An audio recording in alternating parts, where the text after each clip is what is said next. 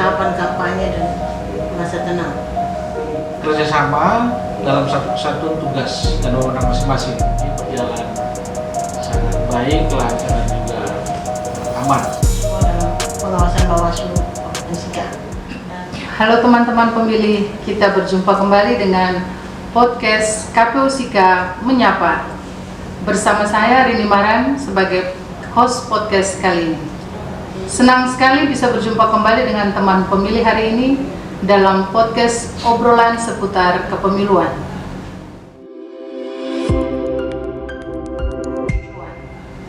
Baik teman-teman pemilih, telah hadir bersama kita narasumber kita yang sangat istimewa, yaitu Ibu Ketua Bawaslu Kabupaten Sika dan Bapak Ketua KPU Kabupaten Sika.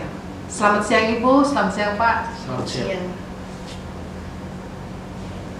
Terima kasih banyak untuk Ibu dan Bapak karena sudah berkenan hadir bersama kami dalam podcast KPU Sika Menyapa. Baik Bapak Ibu, sebelum kita masuk ke bincang-bincang kepemiluan, mungkin kami persilakan kepada Ibu dan Bapak untuk bisa memperkenalkan diri kepada teman-teman pemilih. Selamat siang teman pemilih. Sebelum saya memperkenalkan nama, mungkin saya menyampaikan ucapan terima kasih kepada KPU Kabupaten Sika yang sudah memberikan waktu dan mengundang Bawaslu Sika untuk mengikuti podcast KPU Sika Menyapa. Dan juga selamat siang untuk teman pemilih. Kita tahu bahwa pemilu dan pemilihan sudah berakhir dan selanjutnya kita juga melaksanakan tugas-tugas di non tahapan, sehingga kegiatan podcast KPU Menyapa kali ini mungkin bisa dari kami Bawaslu Sika menyampaikan kegiatan-kegiatan kami baik di pemilu dan pemilihan maupun di non tahapan. Sebelumnya juga saya juga memperkenalkan nama saya Florita Ida Juang, Ketua Bawaslu Kabupaten Sika. Baik teman pemilih, saya sendiri Heri Manto sebagai Ketua KPU Sika kali ini nanti bersama dengan Ibu Ketua Bawaslu untuk bincang-bincang seputar pemilu dan pemilihan. Baik, terima kasih kepada Bapak dan Ibu yang sudah bersedia memperkenalkan diri untuk teman-teman pemilih. Seperti yang kita ketahui bahwa pemilu dan pemilihan tahun 2024 di Kabupaten Sika sudah selesai dan tidak ada hal yang serius yang menjadikan masalah dalam tahapan baik itu pemilu dan pemilihan. Mungkin bisa dijelaskan kepada Bapak dan Ibu, mungkin bisa dijelaskan apa saja yang dilakukan oleh KPU Kabupaten Sika dan juga Bawaslu dalam melaksanakan pemilu dan pemilihan. Silakan Pak. Ya baik, terima kasih host, teman pemilih sekalian. Tentu KPU Sika telah melaksanakan pemilihan umum di Kabupaten Sika tahun 2024. Kalau dari semua tahapan kita telah melaksanakan itu sejak tahun 2017 sampai dengan tahun 2024 ada sekian banyak tahapan yang kita laksanakan. Secara keseluruhan ini berjalan sangat baik, lancar dan juga aman. Dan sampai dengan terakhir, kemudian yang berikut juga terkait dengan pelaksanaan pemilihan kepala daerah itu juga sama. Jadi itu kan secara keseluruhan mulai dari proses perencanaan, kemudian pelaksanaan sampai dengan evaluasi dan juga penetapan hasil pemilihan kepala daerah itu berjalan dengan baik, ya, secara keseluruhan aman. Baik, terima kasih Bapak. Mungkin kepada Ibu Ketua Bawaslu bisa dijelaskan apa saja yang dilakukan dalam melaksanakan pemilu dan pemilihan. Baik, terima kasih host, teman pemilih yang saya hormati, terkait dengan apa saja yang kami lakukan di tahapan pemilu dan pemilihan itu sesuai dengan yang sudah disampaikan oleh Pak Ketua KPU Sika bahwa semua tahapan sudah berjalan dan memang dari semua tahapan yang sudah dilaksanakan atau sudah direncanakan itu semua dalam pengawasan Bawaslu Kabupaten Sika. Dan sudah dipastikan oleh Bawaslu semua berjalan sesuai dengan regulasi yang sudah diatur. Dari Bawaslu Kabupaten Sika dalam melakukan pengawasan di setiap tahapan dalam pemilu dan pemilihan itu berlandaskan pada Undang-Undang Nomor 7 tahun 2017 dan Undang-Undang Nomor 10 tahun 2016. Tetapi juga dalam perjalanan ada surat keputusan Ketua Bawaslu Republik Indonesia nomor 274 yang mana di situ terkait dengan pedoman pelaksanaan pencegahan pelanggaran dan sengketa proses pemilihan umum dan pemilihan gubernur dan wakil gubernur, bupati dan wakil bupati, serta wali kota dan wakil wali kota. Dan ada beberapa cara yang kita lakukan oleh Bawaslu Kabupaten Sika sesuai dengan slogan Bawaslu, cegah, awasi, dan tindak.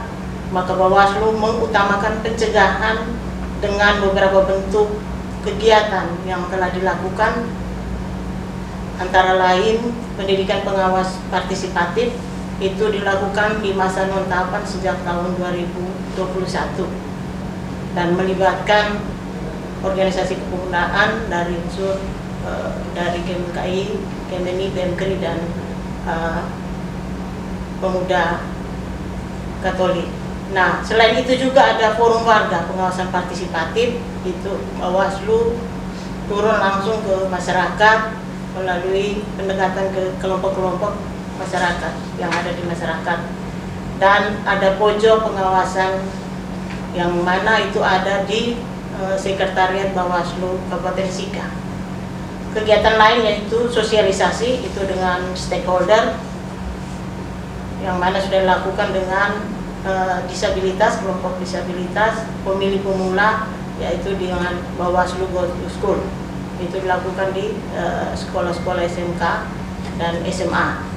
Ada juga kita melakukan MOU dengan perguruan tinggi, OKP, pramuka, media, dan tokoh agama.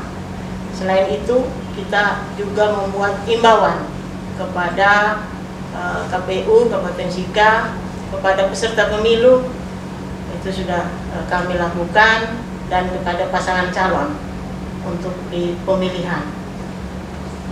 Ada juga kita lakukan menjelang hari pemungutan suara, itu apel siaga, kami lakukan bersama dengan teman-teman pengawas ad hoc.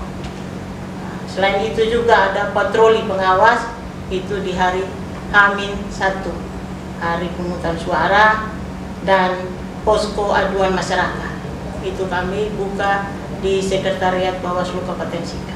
Itu beberapa kegiatan yang sudah kami lakukan dalam masa tahapan di pemilihan umum dan pemilihan. Baik, terima kasih kepada Ibu Bapak yang sudah memberikan penjelasan yang cukup detail ya kepada teman-teman pemilih. Nah, seringkali juga masyarakat bertanya nih, Bawaslu dan KPU ini kerjanya seperti apa? Apakah kerjanya bersama? Terus bentuk kerjasama atau kolaborasi seperti apa sehingga memastikan setiap tahapan itu berjalan dengan lancar tanpa masalah? Baik, kami silakan kepada Pak Ketua. Baik, kalau untuk pertanyaan seperti itu ya, memang seringkali orang bertanya atau teman pemilih bertanya, betul, kira-kira KPU sama Bawaslu kerja seperti apa? Ya mungkin kita dalam konteks hari ini ya namanya kerja bersama-sama, ya itu bisa saja dianalogikan bahwa ini kerjanya sama-sama tuh, KPU sama dan Bawaslu sama, tapi memang pada konteks ini adalah kita melaksanakan kerjasama dalam satu kesatuan tugas dan wewenang masing-masing. Artinya bahwa KPU melaksanakan tahapan secara teknis, mulai dari tahapan yang pertama sampai dengan selesai, baik itu di pemilihan umum maupun itu pemilihan kepala daerah. Dan juga pasti Bawaslu yang tadi sudah disampaikan ada poin-poin bagaimana melaksanakan kerja untuk mengawasi. Jadi kita KPU melaksanakan, nanti Bawaslu mengawasi. Gitu. Nah, dalam konkretnya baik itu pemilihan maupun pemilihan umum, ya memang kerjasama kalau dalam konteks kami memang prinsipnya adalah setiap kali tahapan kita selalu koordinasi begitu ya gue. Memang kita koordinasi itu sejak awal ya. Kalau pemilihan umum itu kan mulai dari yang pertama itu kalau pemilihan umum itu kita memulainya dengan bagaimana rekrutmen penyelenggara itu, ya, baik itu dari PPK, PPS, itu juga teman-teman dari Bawaslu dan jajaran terlibat mengawasi proses itu, kemudian juga ketika tahapan verifikasi partai politik itu juga selalu bersama, kemudian tahapan pencocokan penelitian data pemilih, nah ini juga selalu bersama, itu yang kelihatan di lapangan. Tetapi bahwa dalam pelaksanaan baik itu secara langsung dan tidak langsung kita selalu berkoordinasi. Ini untuk memastikan bahwa setiap proses itu kami melaksanakan secara teknisnya dan juga Bawaslu memastikan proses itu sesuai dengan mekanisme aturan yang berlaku. Kata kuncinya memang kita melakukan koordinasi kemudian melaksanakan tugas sesuai dengan kewenangan kita masing-masing. Oke, baik. Silakan mungkin Ibu Ketua. Teman pemilih, untuk kerjasama yang kami Bawaslu bersama dengan KPU itu secara regulasinya diatur di Undang-Undang Nomor 7 Tahun 2017, dan dalam pelaksanaan itu sudah dilakukan oleh teman-teman KPU, di mana KPU sebagai penyelenggara teknis yang menyusun semua tahapan dalam proses pemilu dan pemilihan kepala daerah, sedangkan Bawaslu melakukan pengawasan, memastikan apakah sesuai dengan peraturan perundangan yang berlaku.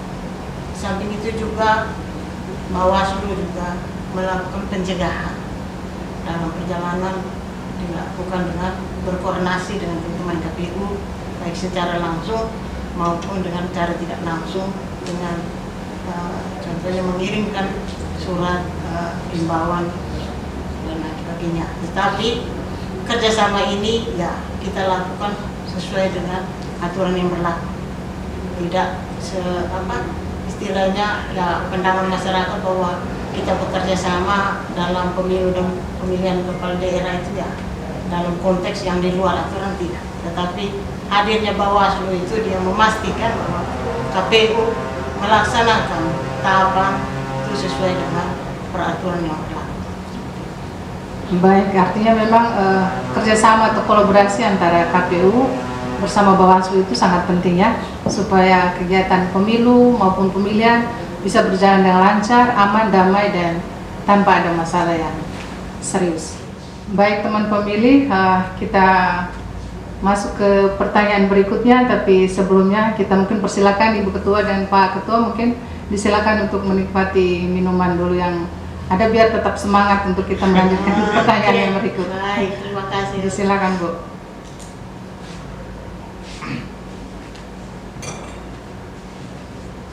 Ya, menurut Bawaslu tahapan apa saja yang paling rawan dan paling krusial yang selalu menjadi perhatian khusus Bawaslu dalam kegiatan pemilu maupun pemilihan? Teman pemilih yang saya hormati, terkait dengan tahapan yang rawan baik itu di pemilu maupun pemilihan kepala daerah, itu ada tahapan kampanye dan masa tenang. Ada juga tahapan di pemungutan dan perhitungan. Di tahapan kampanye kita mengatakan tahapan yang rawan memang karena di situ Bawaslu sebagai pengawas diuji integritasnya, karena memang sangat rawan terjadi money politik. Selain money politik juga ada netralitas ASN, sehingga butuh pengawasan yang melekat masyarakat dari Bawaslu di tahapan kampanye dan masa tenang. Karena di masa tenang juga biasanya 3 hari menjelang hari pemungutan suara itu tugas beratnya Bawaslu untuk memastikan tidak ada lagi peserta pemilu yang melakukan kampanye. Dan itu dengan keterbatasan SDM kami, jumlah kami, baik itu di kabupaten maupun di tingkat kecamatan sampai kepada kelurahan desa, tetapi kami kembali lagi kepada partisipatif masyarakat untuk bisa sama-sama kita melakukan pengawasan di tahapan ini. Selain itu juga di tahapan perhitungan dan pemungutan dan perhitungan suara, di situ juga sangat rentan terjadinya pelanggaran, karena lagi-lagi Bawaslu juga diuji untuk bagaimana menjaga integritasnya, karena di tahapan pemungutan itu kita tidak bisa menjamin bahwa di hari H itu akan berjalan sesuai dengan apa yang diatur oleh regulasi, tetapi perlu kita pikirkan apa yang nanti akan terjadi, pelanggaran mana saja yang terjadi, maka itu perlu kesiapan sumber daya dengan kemampuan kita untuk bisa mengatasi atau melakukan pengawasan di tahapan. Itu tahapan yang rawan di dalam pemilu dan pemilihan. Baik Ibu, jadi yang menjadi tahapan atau masalah yang paling rawan dalam pemilu ataupun pemilihan itu di tahapan kampanye, pemungutan dan perhitungan suara, dan rekapitulasi penghitungan hasil perolehan suara ya. Selanjutnya dari KPU Sika, tahapan apa saja yang rawan, yang paling sulit, yang selalu menjadi perhatian dan fokus dalam mempersiapkan pelaksanaan pemilu maupun pemilihan? Silakan Pak. Ya, kalau untuk tahapan yang paling rawan, kalau saya mungkin agak sedikit lihat rawan dalam konteks yang sulit ya. Kalau tahapan yang paling sulit, ya mungkin dalam pelaksanaannya misalnya hal yang paling sederhana yang kita sering dapatkan yaitu rekrutmen penyelenggara itu. Nah, itu memang sulit sekali ketika misalnya yang ada di desa-desa ini, bagaimana mereka mau melamar menjadi penyelenggara itu hampir-hampir tidak ada yang melamar, bahkan ketika batasan waktu terakhir itu nol pelamar, kita harus memperpanjang lagi. Nah ini yang memang sering terjadi. Terakhir waktu baik itu misalnya kalau di BPK mungkin tidak terlalu pengalaman kantor yang luar biasa, tapi kalau di BPS kemudian di Pantarli kemudian di KPPS ini benar-benar sulit, sehingga kita perlu dalam pelaksanaan berkomunikasi, kolaborasi juga dengan pemerintah daerah, kemudian dengan lembaga pendidikan, kemudian koordinasi juga dengan Bawaslu. Ini kita juga sering mendapatkan masukan inputan dari teman-teman Bawaslu juga terkait dengan syarat menjadi penyelenggara. Kemudian tahapan yang sulit menurut kami yang berikut itu adalah masuk pada tahapan distribusi logistik. Nah, memang pada tahap ini agak sedikit gampang susah. Sehingga dalam distribusi logistik memang kita memetakan ada distribusi logistik yang kita laksanakan terus dari bawah, itu yang kita dahulukan. Misalnya standar waktunya dari dulu, kemudian kalau diarahkan kemudian. Ini tujuan kita untuk benar-benar sesuai dengan kebutuhan bahwa logistik itu harus ada di DPS itu 1 hari sebelum hari pemungutan suara.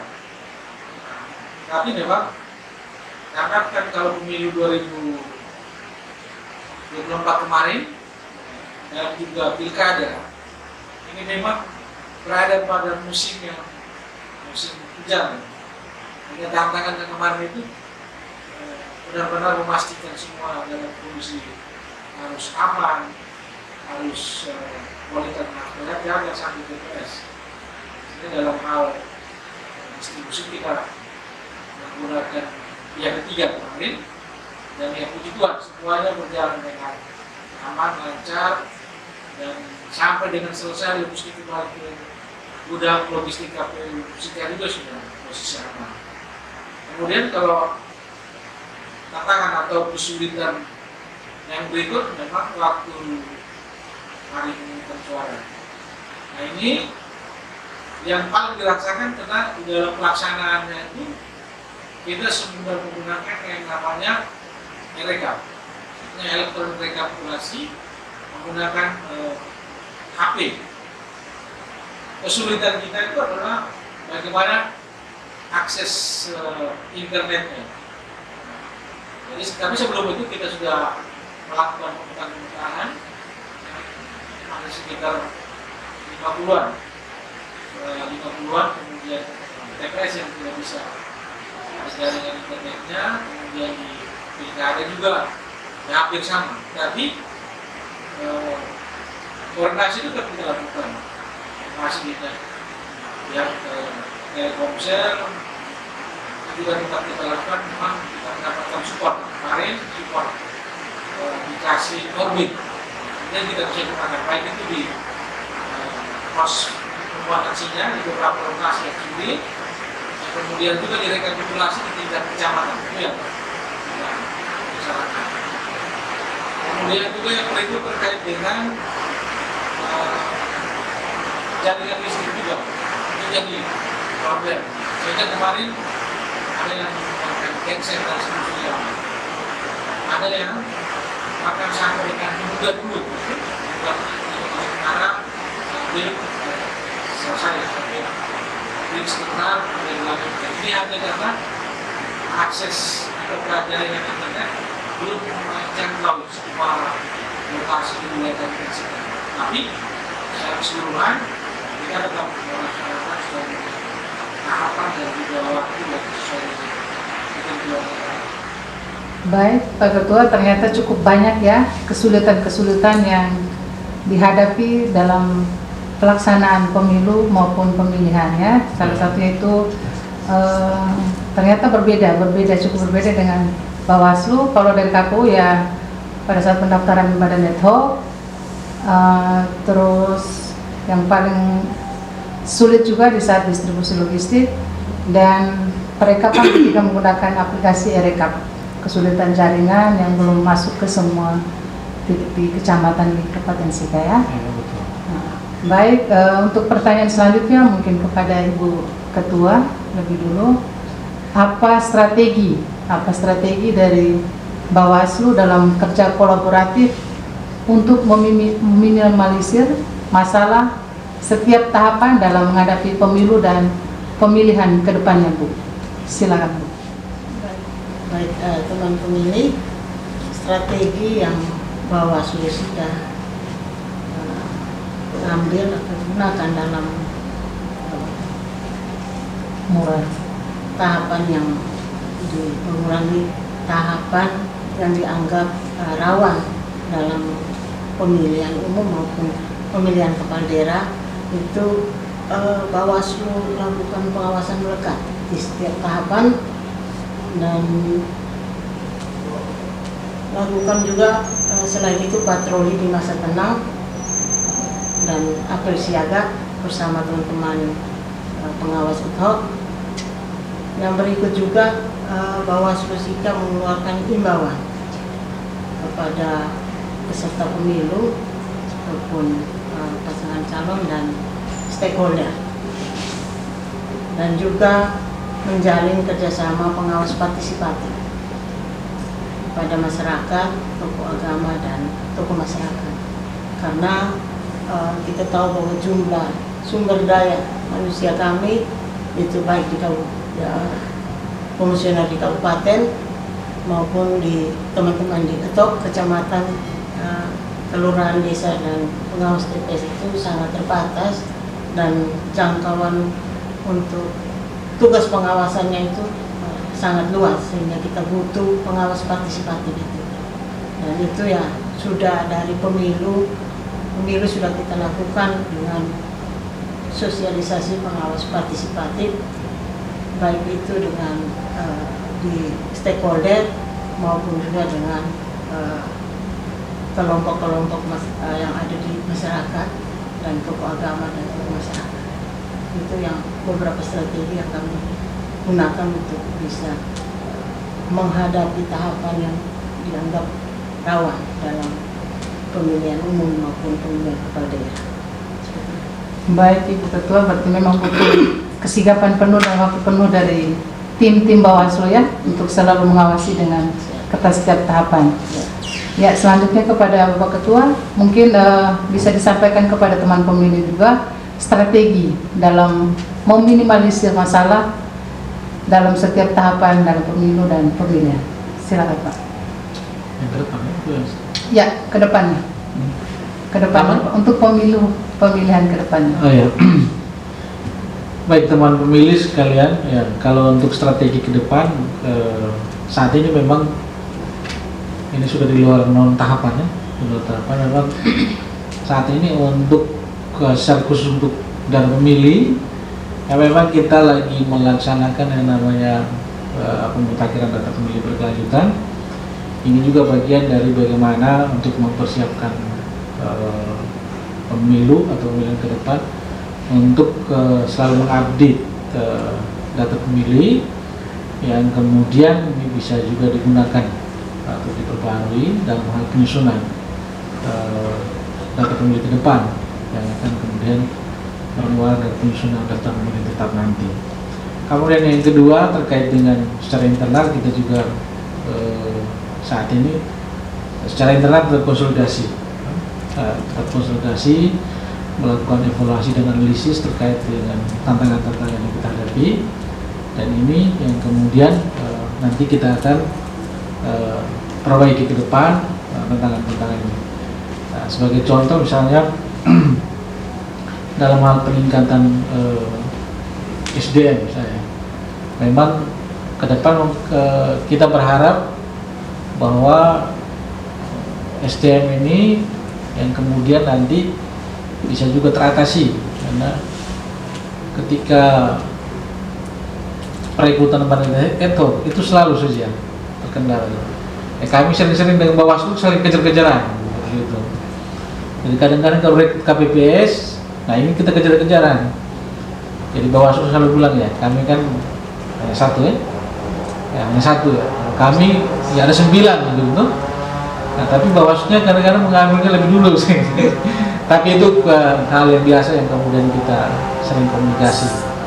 Nah, kita berharap juga bagaimana peran lembaga pendidikan juga, peran tokoh agama, peran pemerintah daerah untuk bagaimana memastikan juga bagaimana peningkatan secara khusus mungkin di fasilitas-fasilitas pendukung, misalnya di jaringan internet, kemudian soal listrik juga, ini dalam rangka mendukung pelaksanaan kegiatan ke depan. Walaupun memang kita belum tahu apakah kalau di 2029 yang pasti pemilu nasional, pemilihan umum, tetapi apakah mungkin ada pemilu lokal yang ada 2031, secara teknis kita menunggu saja. Ya, kalau memang nanti 2029 ada pemilu nasional, ya mungkin ya kami syuting lagi kan gitu. Tapi kan kita belum tahu ke depan regulasinya akan seperti apa. Begitupun kalau misalnya di pemilu lokal yang sesuai dengan keputusan yang misalnya di 2031, ya secara teknis kelembagaan tentu catatan-catatan perbaikan, catatan masukan ke depan tetap dilaksanakan, diperhatikan. Kata kuncinya mungkin komunikasi dan koordinasi yang paling penting untuk bisa menjawab segala hal yang menjadi tantangan dan menjadi kesulitan dalam pelaksanaan pemilu atau pemilihan ke depan.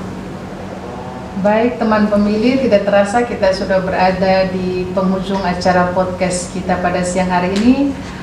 Selanjutnya mungkin kami persilakan kepada Ibu Ketua dan Pak Ketua untuk memberikan kesan dari Bawaslu saat bersama KPU Kabupaten Sika melalui kerjasama dan kolaborasi sampai dengan saat ini, dan juga pesannya untuk KPU maupun kepada masyarakat untuk pemilu dan pemilihan ke depannya.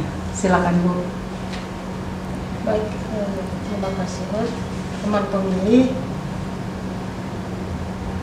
Bawaslu Sika memberikan apresiasi kepada KPU Sika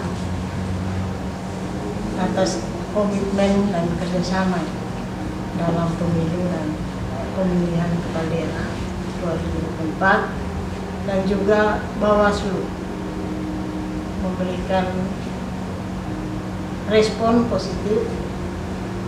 Apresiasi juga bagi KPU Sika atas tindak lanjut dari saran perbaikan maupun rekomendasi yang diberikan Bawaslu Sika dalam tahapan pemilu maupun pemilihan kepala daerah kemarin. Dan Bawaslu Sika juga berharap kerja-kerja positif yang sudah kita lakukan bersama bisa dipertahankan ke depan, dan mungkin ada dalam perjalanan ada kekeliruan mungkin bisa diperbaiki dalam kerja-kerja selanjutnya di pemilu maupun pemilihan kepala daerah nanti. Ya, Pak Ketua silakan kesan dan pesan. Baik, terima kasih. Kalau untuk kita ya, sepertinya sudah hampir mau 1 jam ya butuhnya. Jadi kalau untuk pesan dan kesan sebetulnya adalah hanya ucapan terima kasih dan mohon dukungan. Jadi memang terima kasih atas kerjasama dengan Bawaslu Kabupaten Sika. Tentu biasanya kalau kadang-kadang telepon itu tengah malam atau jam 2-3 bisa kontak gitu. Kemudian mungkin di situasi lapangan ada miskomunikasi antara teman-teman ad hoc di bawah. Ya, saling koordinasi terakhir ya sesama penyelenggara di tingkatan KPU Kabupaten, dan itu kita laksanakan dengan penuh tanggung jawab, dengan kesabaran juga, sehingga semua kita bisa terlaksana dengan baik. Nah, sekali lagi terima kasih banyak Ibu Ketua, dan juga terima kasih kepada semua pihak yang turut mendukung pelaksanaan proses ini. Tentu kami juga berharap dukungan selalu ada, apalagi ke depan ini semakin kompleks juga nih. Nah, sehingga situasi ini segera dengan dukungan penuh dari pemerintah daerah, kemudian stakeholder, baik itu pihak swasta maupun dengan tokoh agama, tokoh masyarakat, dan seluruh lapisan masyarakat sebagai pemilih. Ya, saya kira ini memberikan kesan sendiri. Hal-hal yang kemudian menjadi sulit, dan mungkin tidak akan menjadi sulit bagi kita untuk sama-sama memajukan proses demokrasi di Kabupaten Sika. Mungkin itu saja teman pemilih sekalian, nanti kita akan ketemu lagi ya. Podcast berikutnya. Baik teman pemilih, terima kasih sudah menyaksikan podcast KPU Sika Menyapa, episode kerja kolaboratif KPU dan Bawaslu. Terima kasih kepada Ibu Ketua Bawaslu Kabupaten Sika dan juga kepada Pak Ketua KPU Kabupaten Sika yang sudah berkenan menyediakan waktunya untuk hadir bersama kami dalam acara podcast pada siang hari ini. Baik teman pemilih, kita berjumpa lagi di episode berikutnya dari KPU Sika Menyapa. Jangan lupa like, comment, and subscribe. Terima kasih. Ya, terima kasih semua. Terima kasih.